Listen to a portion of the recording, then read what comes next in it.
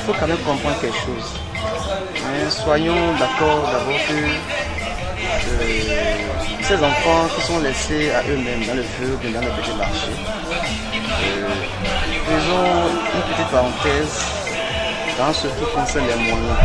C'est-à-dire que les moyens, les parents, certains parents n'ont pas les moyens, oui, ils n'ont pas les moyens pour subvenir aux besoins de ces enfants. C'est un fléau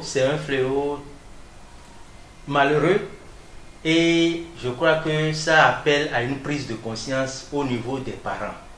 On n'est pas parent pour être irresponsable, c'est pas correct. On n'est pas parent pour laisser les enfants à leur sort. Au contraire, c'est une responsabilité morale qui nous appelle à nous intéresser à eux, à nous préoccuper d'eux et à partir de là, en nous occupant de ces enfants, nous contribuons à l'avenir de notre pays. Donc nécessairement, chaque parent doit prendre conscience de ses devoirs, de ses responsabilités vis-à-vis de ces bouts de chou, de ces êtres fragiles. Le gouvernement, je crois que il en a pleinement conscience et je fais référence au ministère de la Famille et des Actions sociales ou bien le ministère des Actions sociales, je crois que c'est ça, voilà. Et ce ministère doit définir une politique pour que tout au moins on puisse prendre en charge tous les enfants qui se promènent dans les rues, dans les feux et au niveau des marchés. C'est vrai, il y a un effort qui est en train d'être fait à travers le projet cantine pour les enfants dans les milieux déshérités.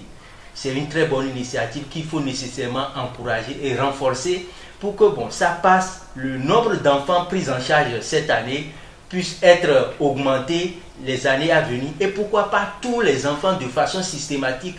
Pour les enfants qui sont vraiment maltraités,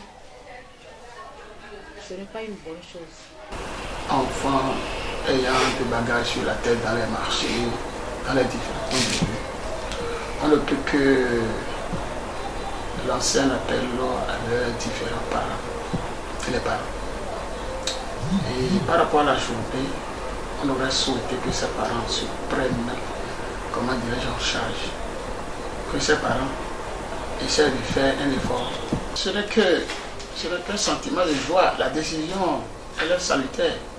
Parce que le gouvernement qui a souci de ce que ces enfants devraient devenir demain n'est qu'une décision sanitaire.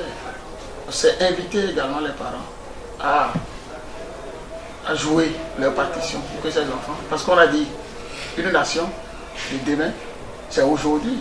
Ce que nous remarquons, c'est que ou du moins je pense que nous sommes en train de courir un risque.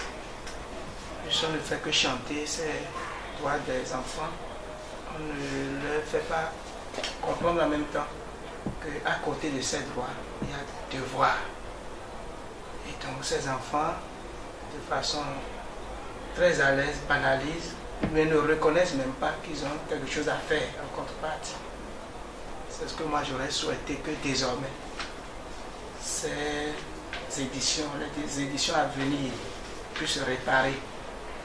C'est-à-dire, leur dire qu'ils ont des droits, c'est normal. C'est ce que j'évoquais en temps. Au cours de ces journées, il faudrait que tous les intervenants, tous les acteurs reviennent au moins en deuxième partie sur le devoir des enfants. Si la première édition parlait, moi j'aurais souhaité que ça soit ensemble.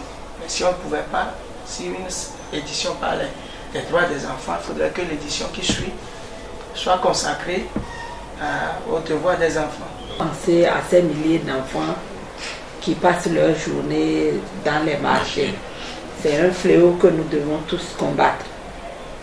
Tous les enfants doivent avoir les mêmes chances face à l'instruction. C'est en cela que nous voulons l'initiative du gouvernement qui déjà mène une action dans ce sens en collaboration avec la police pour traquer les parents des enfants qui sont dans les marchés. C'est déjà une très bonne initiative. Nous souhaitons que le gouvernement poursuive également avec la politique de la gratuité au niveau des enseignements primaires et secondaires afin d'amener tous nos enfants à l'école. Le fléau là, c'est de chercher un temps soit peu à à améliorer les conditions de vie et de travail des parents. Merci, monsieur le journaliste. Je remercie beaucoup les gouvernants qui ont choisi cette journée, la journée des enfants. Ça nous permet à nous, les parents, de se poser la question, qu'est-ce qui ne va pas?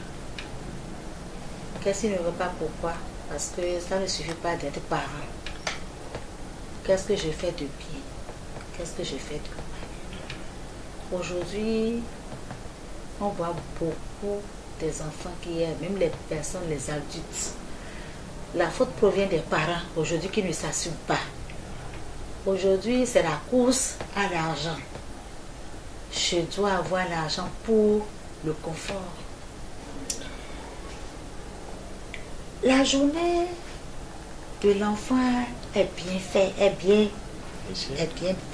faite parce que ce n'est pas seulement vous les journalistes qui doivent porter ce flambeau. Ça interpelle nous les parents, nous les éducateurs. Qu'est-ce que mon enfant fait? Qu'est-ce que mon enfant fait? En dehors de l'école, il fait quoi? Quels sont ses amis? Nous ne cherchons pas à voir tout ça. Il suffit d'avoir son enfant qui va à l'école. On lui prend un chauffeur aujourd'hui de notre monde. Le chauffeur l'amène. Les enfants corrompent le chauffeur. Et les chauffeurs, papa est à l'école, le papa est au service, maman est au service. Toi, tu le détournes. Quelle mère qui ne veut pas que son enfant aussi demain soit ministre parmi le gouvernement de talent? Ça n'existe pas. Mais c'est les moyens qui manquent. C'est les moyens qui manquent et c'est l'information qui manque. La seule chose qu'on peut faire, qui n'a qu'à créer des internats, ou bien aider ceux qui sont déjà sur place, donner des bourses à ses enfants, aller les chercher. Ça ne suffit pas de faire promener les commissaires, les policiers dans le marché, ça ne suffit pas. Pour ça, il faut qu'on cherche à voir ce qui se passe avec les cours de soutien à la maison. Il faut chercher à voir, est-ce que nos enfants vont à l'école? Moi, j'ai une école, j'ai un secondaire. Mais je vois les enfants, parfois des enfants déposent leur sac, les amis viennent les chercher au portail et ils vont aussitôt. Moi, je suis là, je suis l'ange gardien. Et lorsque je vois un enfant qui fait ça, j'avertis en même temps un responsable de l'établissement. Je me dis, hey, il est assis, sortez en même temps, allez voir. Ou bien, il y a un élève que quelqu'un vient de prendre la moto, guettez-le, et puis ben, la sanction est prise. C'était le temps d'esclavage. Parce qu'on a vu les gens frapper. Les maîtres frappaient leurs esclaves. Donc c'était ça. Mais aujourd'hui, nos enfants d'aujourd'hui sont plus évolués que nous-mêmes, à travers les internets, à travers la télé. Toi, tu n'as même pas l'habitude, tu n'as même pas la possibilité de suivre la télé. L'enfant sait déjà l'émission qui vient, peut te faire le résumé de ce qui se passe. Donc, nos enfants aujourd'hui sont plus émancipés que nous-mêmes à la maison. Ce que moi je vais prodiguer, ce que nous pratiquons, je vous ai dit tantôt qu'au complexe scolaire La Berceuse, c'est famille-école.